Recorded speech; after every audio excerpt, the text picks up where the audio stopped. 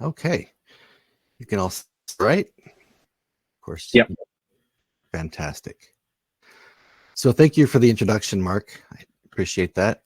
I started as a professional project manager in 1998. My journey has been an exhilarating roller coaster ride, taking me through capital projects, organizational transformations, and technology ventures. I've gained wisdom, I think, from every twist and turn, with my expertise forged in the fires of really key roles. First, at Anderson Consulting, and that name might just give away my age. Then at Bank One, which is now JP Morgan Chase, followed by the Bank of Montreal, and finally serving in regional government here in the heart of the US before launching GPM in 2009. It was 1992 when my passion for sustainability was sparked. This is during my time as an ecology director for the Boy Scouts at summer camp. And that experience ignited my passion within me that I would carry forward into my academic pursuits. My PhD was not just a degree, it was a mission. It was a mission to explore how projects could drive the UN MDGs. These predated the SDGs. And if you fast forward a bit, and there I was rolling up my sleeves, getting down to business as part of the working groups that developed the SDGs. But I'll save that story for another day. For the past 15 years, every sunrise has seen dedicating myself to the advancement of sustainable project management, and every sunset has seen me more determined than ever before. So today, I couldn't be more thrilled to share my passion, my journey, and more importantly, the how with all of you. So let's go and dive in.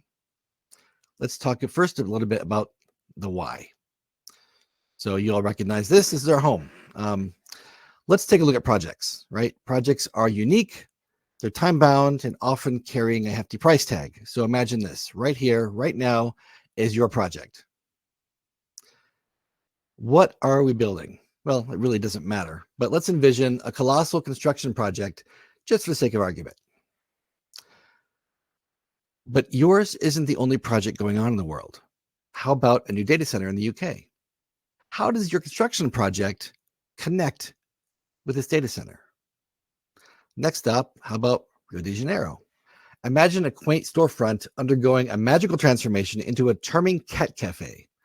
How does your construction project in the data center connect a thread with this cat cafe? Or how about these? Or these? Or these? Or how about this wind farm?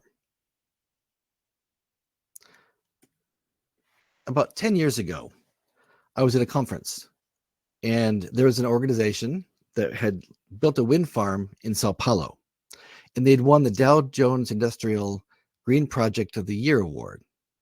And they were at this conference sharing a video on how sustainable their project was and how it was the greatest thing since sliced bread. And I'm watching the video, sitting in the audience, and I noticed some things that slightly concerned me. And they kept talking about, sustainable projects, sustainable project management, and this is how we did it. And I noticed that everyone in the video was white. And so I took some notes, and at the end of the video, they had some words were spoken, and they said, okay, any questions? I raised my hand, and me being the unapologetic American, I said, just curious, I noticed that everyone in the video on the project team was white, and you built this in Brazil. Just out of curiosity, in terms of sustainable practice, did you hire any locals, upskill any local people? And they went, well, no.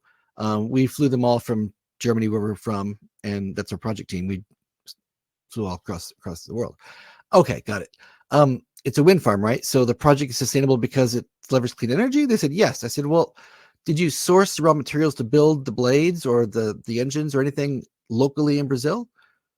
Well, no, we built them all in our headquarters back in Germany. Okay, so you shipped them across the water to build them locally? Yeah, we prefabbed them and we built them locally. Okay, what about ongoing maintenance and support? These things do break down. Did you maybe upskill local people to help maintain this new infrastructure? Well, no, we built a local office of our company there to manage them. I said, okay, so the outcome is green energy, but the project itself is completely unsustainable, right? And they looked at me like I was crazy. I said, no, it absolutely is. It doesn't matter what the outcome is if the way to get it there is not clean. You didn't engage anyone local.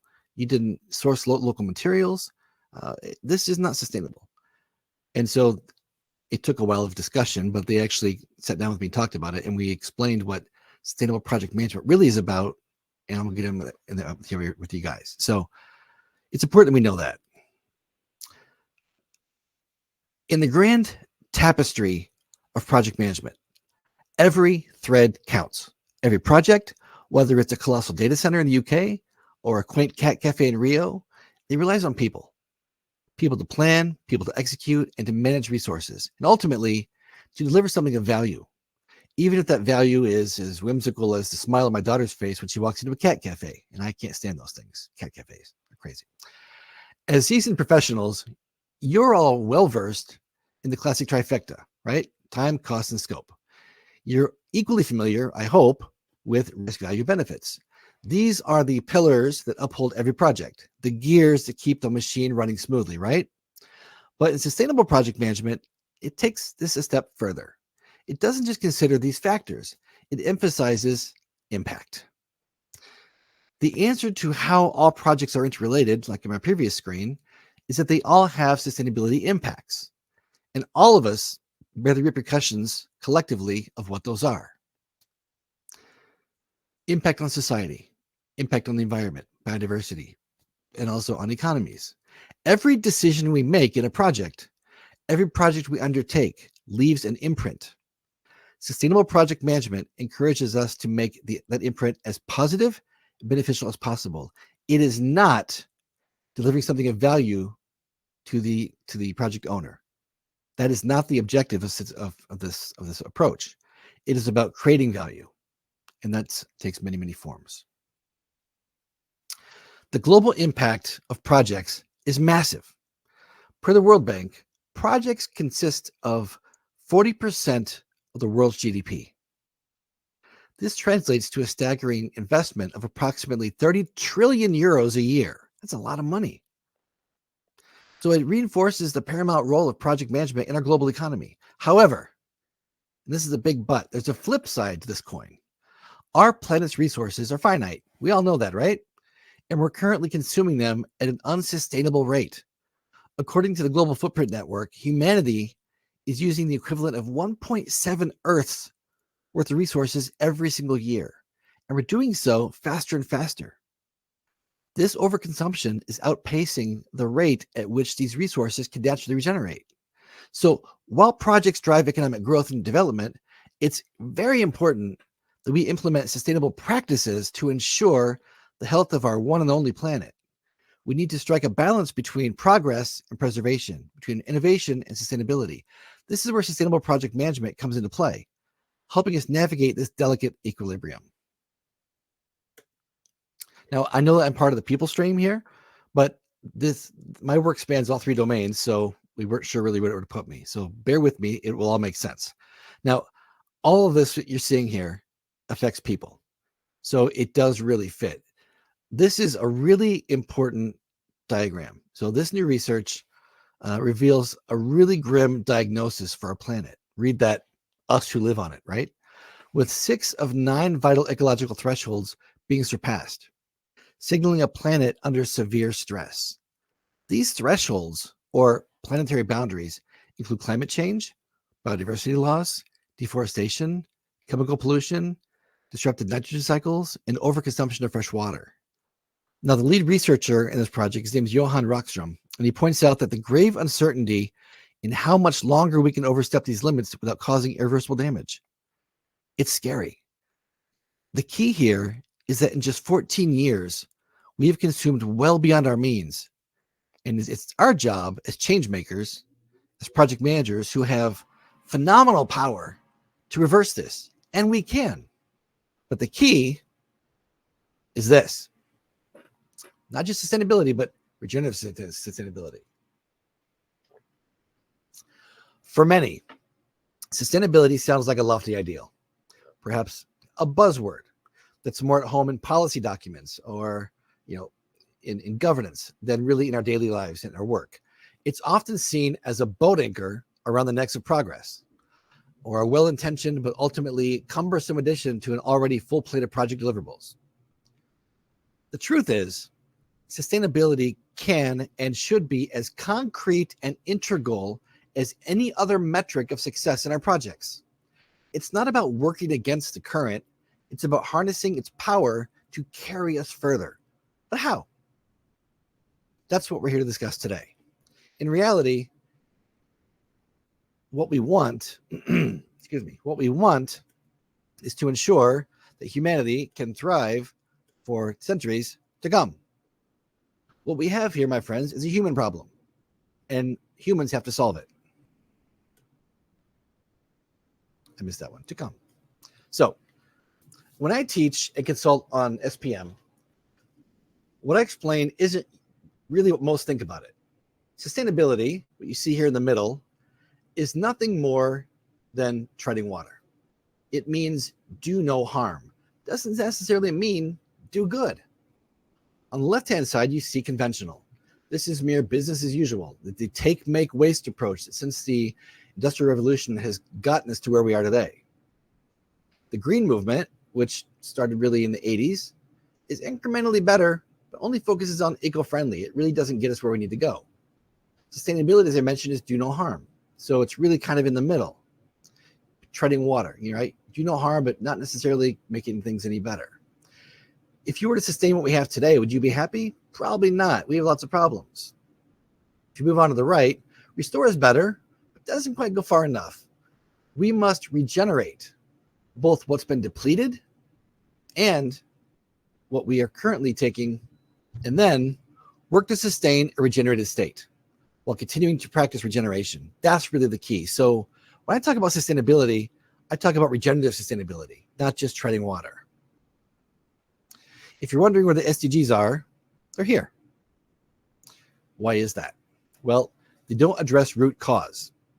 For example, SDG number 1, end poverty. Great, let's do that. But first, why does poverty exist? And what social constructs are maintaining it and making sure it's still there? It's not end poverty, it's eliminate why poverty exists in the first place. Our profession as project managers, we have our finger on the button of all change worldwide.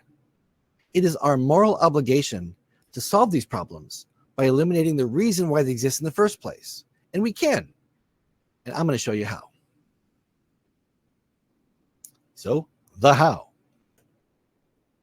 This is the third iteration or version of the P5 standard for sustainability and project management. It spans 49 elements across 5 lenses. You see at the top, it says lifespan servicing, efficiency, effectiveness, fairness. Those are 5 lenses. This provides a total of 245 unique ways to evaluate sustainability in any given project. The P5 has been downloaded over 700,000 times and is recognized as the global standard for sustainable project management. It's being used in projects all over the world, large and small. I believe it's an invaluable tool for project managers, providing a robust assessment framework that ensures every aspect of sustainability is considered.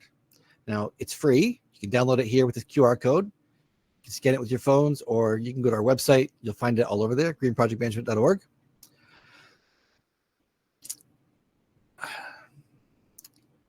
The preface also to the P5 was written by none other than Jennifer Tharp, who's the PMI board chair. So you'll see her name in there as well. Remember, sustainable project management isn't just about doing things right. It's about doing the right things the right way for the right reason. And P5 really helps you do that. But let me explain how it works. Inside the standard, you have topics and guidance. You take that guidance and perform some analysis. We have actually on the QR code you just had, there's a template called P5 Impact Analysis, and you can use that to do the analysis work. You take that, map that into an integrated management plan, and then turn that into materiality for communication. So you're probably going, okay, yeah, that kind of makes sense, but tell me more. So I'll tell you more. Here's really how it works. The project manager, the project team, should understand the project's context, not just the charter of what you're supposed to do, but really what the overall goal is, right? Because only then can you really understand what the impacts of the project are going to be on biodiversity and everything else. So you identify the actual and potential impacts from product perspective and your project process perspective. So it's not just about what you're trying to build, but also how you build it and go about it, right? your project management practices are also really important to this. Once you understand the impacts, you then score the severity. So is it a bad? Is it really bad? Is it kind of bad? Or is it neutral? Is it positive? Is it really good? Is it great? Once you understand the severity of the impact, then only can you then assign a score to it and develop a plan to remediate it, right? Once you've done that, I actually have animation here. Ooh, cool, right? Once you've done that, you can develop a sustainability management plan from those impacts. You can assign the work to action owners, either inside the organization or through contractors or externally. And then once you've done all that, that becomes materiality for ESG reporting. And I know that in Europe and in the UK and other places that the CSRD is coming out this next year, and organizations are struggling to understand what is materiality to my reporting. This is what they want to know. They want to know, how do you deliver goods and services? How do you deliver projects? If you're able to take this work and map this into ESG reporting, that becomes value for the organization, right? So let me explain how this goes about. When it comes to assessing sustainability, context is key. It's like having an anchor point that guides our evaluation. For instance, if we ask a project team, how do you ensure equal opportunity in your project, right? This is a social element for sustainability. The question might seem unclear. They could wonder, are you referring to the project team or suppliers or the project's product? What do you mean? Well, the answer is all the above. So here's how we approach it. We use 5 lenses to frame our assessment. So one is the lifespan. So from a product perspective, right, the project's objective, it's going to have a lifespan. And this pertains to the product's useful life and beyond. It's about evaluating how long the product will serve its purpose and what happens after it's done. Then the servicing. This lens focuses on the maintenance of the project's product, what it will take to keep the product running smoothly. So that's all from the product perspective. But what about our work, our actual project work? We have 3 lenses under process, and these are for project management practices, right? So efficiency. We're looking at how we evaluate how resources are used in the project management practice. Effectiveness. This lens assesses the outcome achieved relative to the project's goals. And then we have fairness. It pertains to equity in the project management practice, such as opportunities for team members and suppliers. By using these 5 lenses, we can assess the impact from multiple angles, providing a comprehensive view of the project's sustainability. Now, I'm looking at equal opportunity. It's just one example of one element in that ontology. So if you go back and take a look at this ontology, we have 49 elements. So equal opportunity is just one, okay? So let's take a look at what a project does just to assess equal opportunity. In our standard, we provide topics and guidance, right? So the topic is equal opportunity.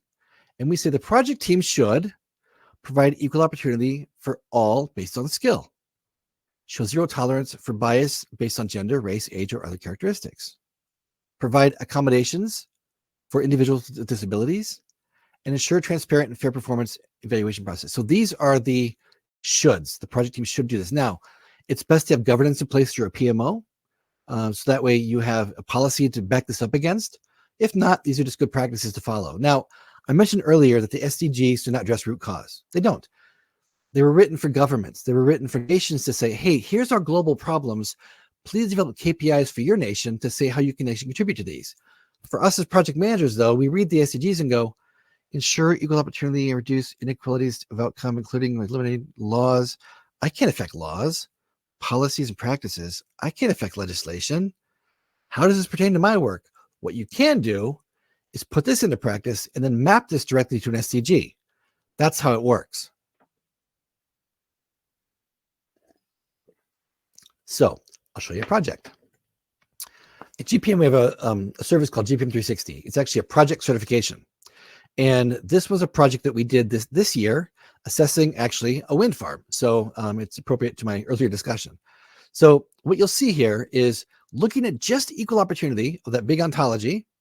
We look at the element, we look at the lens, so lifespan, servicing, effectiveness, efficiency, fairness. Did we score it? for all 5, yes. So we look at the descriptions. What could be the cause of a sustainability impact? Then we look at what that impact actually is. A 3 just means it's neutral. So we do 1 is really bad, 2 is bad, 3 is neutral, 4 is good, 5 is really good. So it allows us to kind of benchmark and score. You can see the top 2 were 3s. So really neutral, that's fine, but at least they scored it. When you get down to effectiveness, though, we said, okay, equal opportunity in your project. Is there any problems? They go, well, the job description for project workers for the project is geared towards men in their mid-20s. Is that really equal for what the job requires? No, that's actually really bad. So the impact would be selection of workers is not based on equal opportunity. Okay, how do you fix that? So the project team proposed a response to source workers based on qualifications and project needs. They actually changed the job spec to write this way. And by doing so, they went from a 1 to a 4. Looking at fairness, is the project process fair? They said, well, transparency on jobs and responsibilities of contract and full-time workers is non-existent. We don't have it. I said, okay, what are you going to do? Well, the problem would be that work is not allocated fairly and could lead to injury or worse.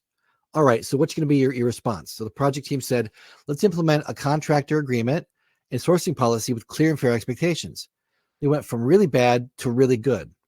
What happens then is when you talk to your project sponsors and your project boards, you say, okay, well, we've assessed equal opportunity in our project. We've determined that just on this one element, we could have gotten a score total of 25. So we started off at 11. After making these changes, we got up to an 18. Not perfect, but a lot better, right? That's how this tool works, right? We have to understand the impacts, understand what causes them, come up with a plan to remediate them, score them, and share the changes. Because this is how you actually convince project sponsors and project investors to allow you to make these changes. When you show them, hey, we found all these impacts, and they go, oh, we didn't think about that in the past. Now we have clear data, clear metrics to be able to share how this works. It's very important. So back to the SDGs, right? I mentioned that it's really hard to understand how your day-to-day work maps into the SDGs. Well, we've taken the legwork and done it for you. You can see on the left, these are all the elements in the P5. What you see in blue is a direct linkage, right? So under no poverty, we have financial analysis and flexibility and optionality. That allows the project team to look at the financial analysis of the project and determine, does it have an impact on poverty? And it does map directly. If you see a green next to it, it means there's an indirect relationship. So for example, if you're contributing to no poverty, you're also contributing to no hunger because the two are related, right? Every single SDG has at least 1 or 2 P5 elements mapped to it. So at the end of your assessment, you can say, I've assessed our project, and yes, we've determined that we can affect 32 elements, which maps to 17 SDGs directly. And here's how it looks. You can have a full chart and all the metrics and data to back you up, which is amazing. The other thing is with ESG, right? A lot of people talk about ESG, and it's scary with CSRD coming out. How do we map projects into this? I mentioned at the beginning that projects account for 40% of global GDP. Well, if that's the case, then projects are taking up more of the organization. So as organizations have to do reporting, how are they able to do ESG disclosures if they're not including project work? So we've taken over 300 ESG frameworks, and there are that many out there. It's quite annoying. And we looked at the most common aspects of disclosure requirements, and we found them here to be on the right-hand side. So we've excluded board structure and independence and political contributions because projects don't do that. But environmental, social, ethics, all of these we've included as guidance and topics in P5. So as long as you just follow the process, you can automatically provide data for ESG disclosures from your projects. That's real materiality. It's real. So let me ask you, food for thought here. If you go back to a wind farm, how many P5 elements can you associate to a wind farm to? When I first talked to that project team 10 years ago, they only looked at, say, clean energy. But in reality, you can look at employment and staffing. You can look at project health and safety. You can look at organizational learning or equal opportunity or local competence development for upskilling locals. You can look at forced and voluntary labor. You can look at age-appropriate labor or anti-corruption. There are so many elements for sustainability to be covered. You have to understand, where do I start? Well, taking all the guesswork out for you. If you go through each element, understand what that means to your project, you can develop a clear roadmap on how to do it sustainably. So you have sustainable project management and sustainable project outcome. And that's really what the goal is. So I will end my talk part here, and I'll share with you, you may not be aware, but GPM is actually a partner with PMI at the global level. And if you are a PMP and wish to challenge the GPMB certification, which is the first sustainability certification in the world for individuals, and obviously the only one for project management, there's a bridge course that's available through PMI. You can click this QR code. It'll take you actually to our learning portal, or you can go to PMI's advancement portal when you renew your PMP. There's a link there as well.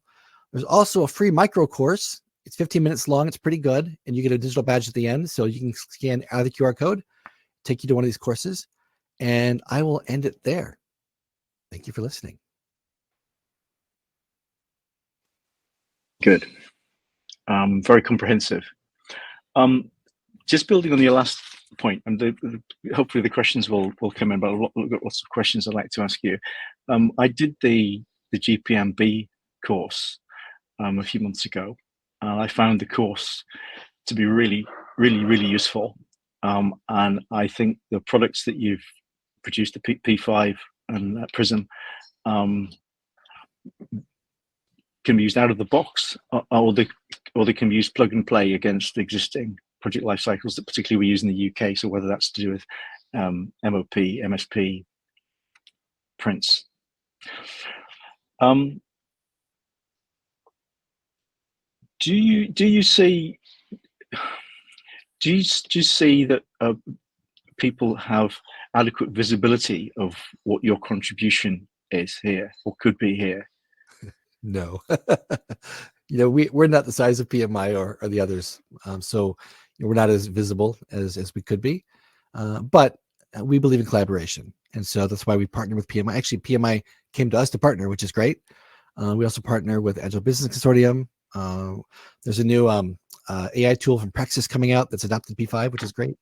There's a lot going on with us. We're growing by leaps and bounds, and we're hopeful that with this visibility that we're able to enact real change, because GPM is a social enterprise.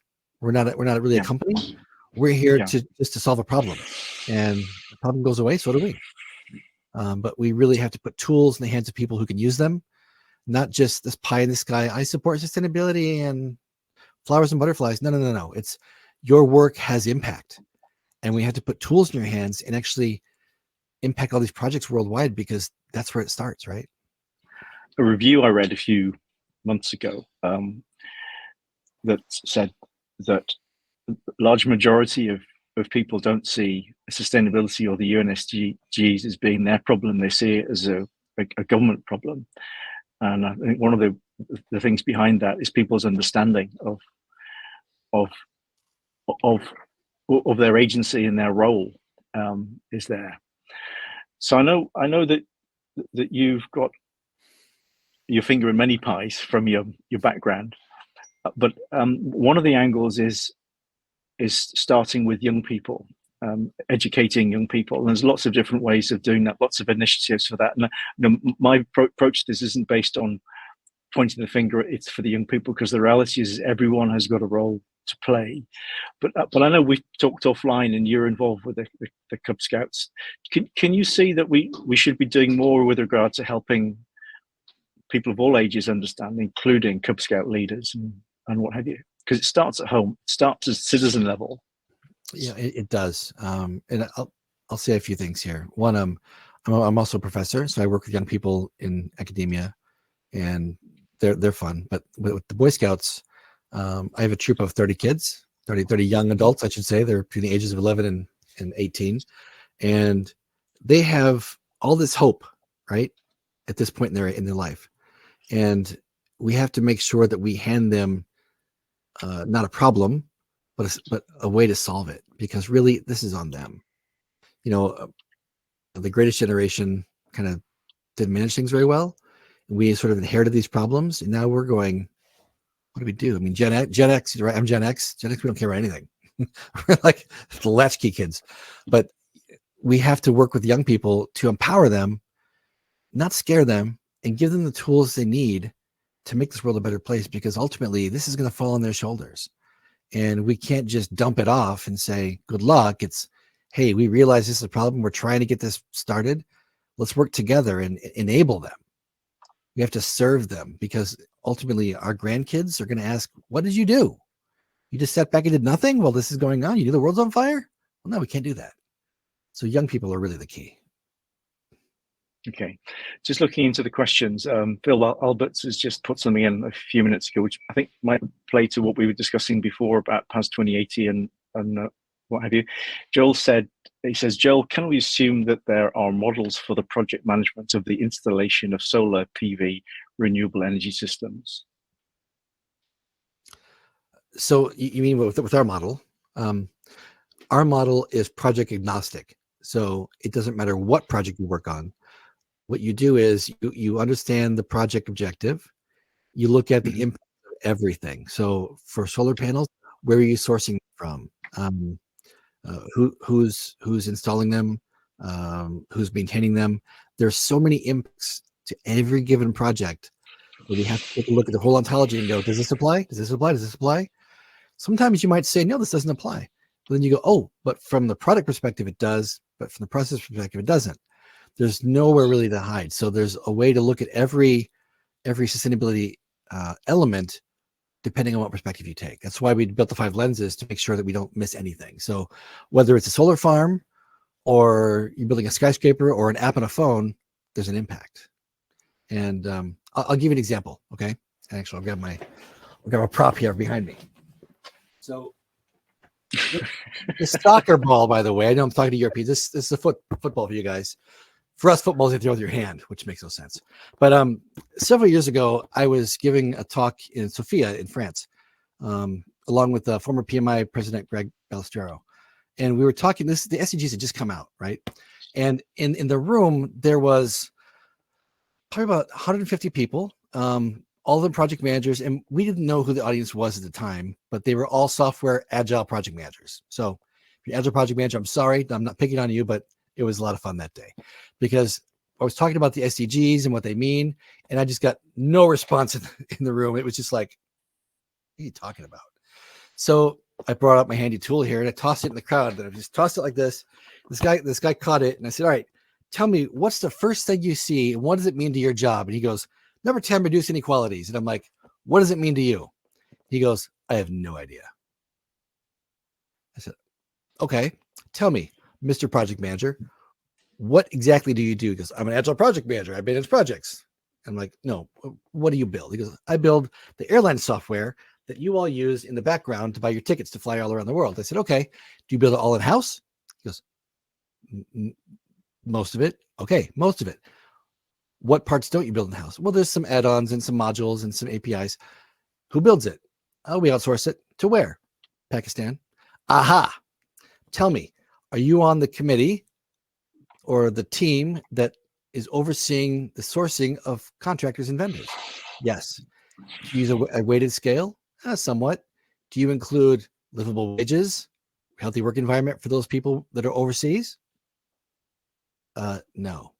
Okay. So now what happens if you find out that you probably use the lowest cost wins kind of bid? Yeah, typically. All right. So that lowest cost bid means that someone is not getting paid, and that's not going into your software that you're selling to your client. Now that blood's on their hands. Congratulations. Reduce inequalities does matter to you, Mr. Manager. And he went, oh, I get it now. But we have to make the connection of what does this mean to my work, right? It's so strange that this big global problem that's affecting all of humanity, we have the ability to solve just by doing our job. We're just doing it a little bit differently. So yeah, it's a long way to go back to your solar panel question, but yes, it does relate. There's a motivation question here that's got my name against it, but somebody asked me to write in, and it says, what made you get involved in project management, sustainability, and then combine the two? Me? you? Okay. So my first project was my Eagle Scout project when I was 16. And I had to rehab a parking garage for the Sisters of St. Mary's. Now, the funny thing is, the nun who I had to work with was my third grade teacher, and she hated me. So when she saw me at 16, she was like, "Oh, not this kid." Anyway, I built the garage, and actually it burned down. It got hit by lightning a year later. So maybe that was an omen. I'd been in the wrong profession. I don't know. But that's how I got my start in projects. I liked it. So when I graduated, I wanted to get back into projects. That was fun. But sustainability started with me teaching ecology to scouts when I was 18. And putting the two together, I was working for local government, and I was working on a project to overhaul a tax program. Really boring stuff, right? Like taxes, yeah. But my next project was coming online, and the purchasing director came to my desk, and he had this big hand truck, or you guys call it a lorry, I don't know what you call it in the UK, but big hand cart full of these real thick binders. And he said, "Here's an RFP response to a software solution that you need to purchase for your next project." And I looked at him, I said, "There's like 180 binders here. What, have you ever heard of PDFs?" And he goes, "Huh? Oh, did you have them ship these across the country?" "Yep." "How, FedEx?" I'm like, "How much money did that cost them? How much waste is that? You could have just had them email you a PDF." And he goes, "This is how we've always done it." And it was like, aha, all project management is done this way.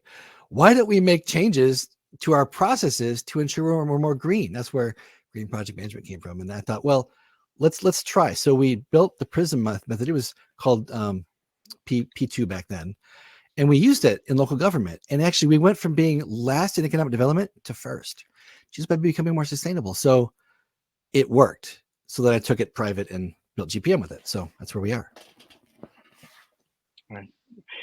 At the bottom there's one. It says anonymous. Is what are the main barriers to implementing green project management? Project managers who just do what they're told. The command and conquer style needs to die. Project managers need to go from the basement to the boardroom, meaning that we are more strategic than we know, and we have the ability to influence massive change if we understand the benefits that we can actually achieve. So you get a project charter and it says do X, Y, and Z. Okay. And if you do that and say, well, I understand the impacts of this could be catastrophic. Let me come up with a better way and make the proposal at least. Understanding the business case and the benefits they want to achieve, they don't always know how to get there, right? That's our job. If we understand the impacts of that work and we can sell that back to the business, they'll want to make those changes, because no one wants to be the one with an oil spill or with an explosion or with, problems later on down the road. It's not risk, it's impact. So we have to be able to understand that that's also our job. Okay, just building on Phil Albert's question, recognizing there's the methodology, the approach is applicable to lots of different sectors. I mean, is there need to sort of expand the ontology, the impact assessment ontology for each sector, or is it a case of just identifying that, well, in delivering a project, there are a whole series of tasks and activities that you just need to make sure that you've got those captured within the individual phases? What's the best way of, if your experience of doing that? Sure. So we there's no such thing as one size fits all, obviously, but we built the ontology to be ready to use off the shelf. And this is now our third iteration. The first one only had like 15 elements. We've grown it and we've changed and honed it based on projects that have come in. So we've had people get certified using the P5, and we look at the projects and go, is there anything missing? What can we do better? And we're always looking to improve upon it. It's currently being used by organizations like NASA, Apple, Shell, you name it. So across the board, it's being used. So we're getting the feedback that it works. So the real key is understand the premise behind the elements and the guidance, and put that into practice and tailor it to your needs. I mean, for example, with scoring, some people don't like a score of 1 to 5. Some might want 1 to 10. Great.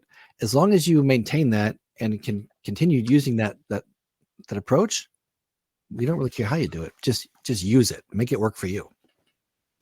If you have other ideas, email me. We'll put them into practice. Can we just talk around business case? I mean, historically, business case is very much driven by sort of the iron triangle, cost, schedule, scope, and what have you. And you know, in modern language, there's more of an interest in the sort of the triple bottom line or quadruple bottom line. Do you see with your sort of global travels that quadruple, triple bottom line thinking is being brought into actually the key decisions stages and the go no go decisions? Yeah, so it's interesting. You'll see that there's a trend right now of organizations trying to go from profit and loss to purpose driven, right? Yeah. But the only way to get there is if it penetrates corporate culture, and that's really the key. So, yeah, I think TBL thinking is taking a bit of a foothold, but it's the how, right? How do you break down the silos? How do you get between your supply chain and your delivery arm? And it's really complex. So it really starts with the project team understanding this is important and holding everyone accountable, including partnering with sponsors and sharing the value. That's really where the key is. We mentioned purpose driven then, and purpose driven is included within the course, and that's expanded on. Would you like to share your thoughts as to examples of what good looks like in terms of organizations globally that are purpose driven or at the front edge of doing right by the sustainability agenda? Yeah, I think Unilever is sort of like the lofty golden child that everyone wants to aspire to. They've done some amazing things. Paul Pullman and Andrew Winston wrote a book called Net Positive. I suggest you read it if you're interested in this. It's very good. It talks about the transformation. But you'll find in the energy sector, everyone's looking to move away from the extractive, from oil and gas and from fossil fuels. And what's the way forward? So moving from the old Autoboss, on time, on budget, on schedule, to purpose driven, those are at odds. So how do we actually make that change? And it's understanding your portfolio. So if you have a majority of your projects are typically just value creation for money, that's not going to get it done. You have to have a spectrum of, where do my projects fall in terms of social value and all that. Yeah. Merv has just added a question is, have you identified any specific opportunities for sustainable project management related to the pervasive use of generative AI? The AI question comes in. I think that didn't it really? It did. Yeah, it did. So I've written several blogs on my thoughts on AI. You can read them on blog.greenprojectmanagement.org. I think AI it's something that will be very useful to help us benchmark and identify potential outcomes. But again, it's a tool. At the root of this, humans have to take responsibility for human problems, and it has to change in our hearts. There are billions of people on Earth. If we're looking for AI to help us, sorry, it's not going to. These generative tools are only as good as the data that we put into them. And so far, we're not doing too good at that. So we have to really solve this problem ourselves. So you mentioned your blogs. I mean, I've read your blogs over the last few weeks, and they're quite irreverent sort of approach to what's going on in the world. So I'd recommend people have a look. But there's a question in the chat asking about sharing of website courses. That's the GPMB course. But to pitch that slightly differently, you have provided a lot of I'm going to call it freeware. It's not freeware, but I mean there are courses. There's the I mean the sustainability guidance is actually not a free book, but the P5 standard is a free book, and you've also done a 15-minute course. Do you want to quickly sort of explain how people can access those and things that you recommend them to? I mean, if they're interested in learning about green project management and how to make a difference. Yeah. So I mean, some people just. Oh, you're fine. So carry on. People always ask me, can you kind of sum it up? And I'm like, I can't. So we built the course, a 15-minute course, just to give a taste. It touches on everything. That way you say, oh, this is interesting, I want to continue. Then they can, you get the digital badge, is great, and everyone likes to put that on LinkedIn and look at me, my new credential. But if you want to actually learn how to use the tools and put them into practice, then take the course, because we've built two different types. One, the full course is for people who don't have any project management certifications or just starting out. It teaches you everything from A to Z in project management. If you do have an existing credential and you are experienced as a project manager, just take the shortened course, because it teaches you just what you need to know on top of what you already know. It just adds on.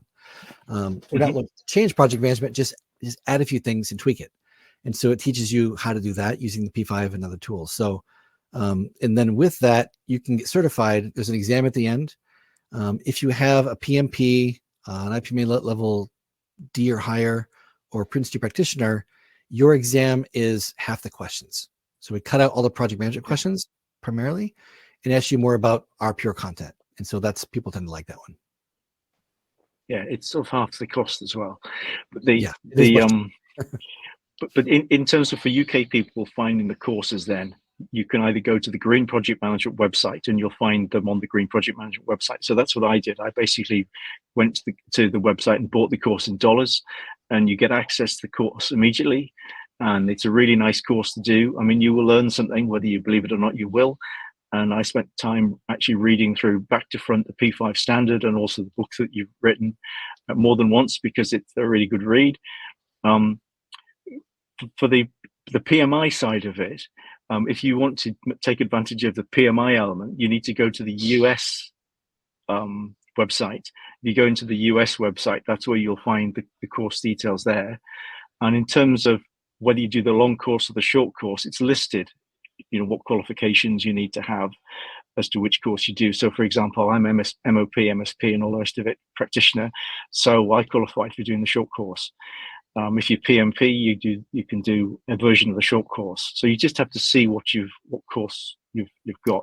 But it's really, I really would recommend people to dig into it and learn more through what you've done. So I've talked a little bit too much there. We have a minute to go. Is there anything I know that you're on a session at the end of the day. There's a wrap up for the day where the speakers come together.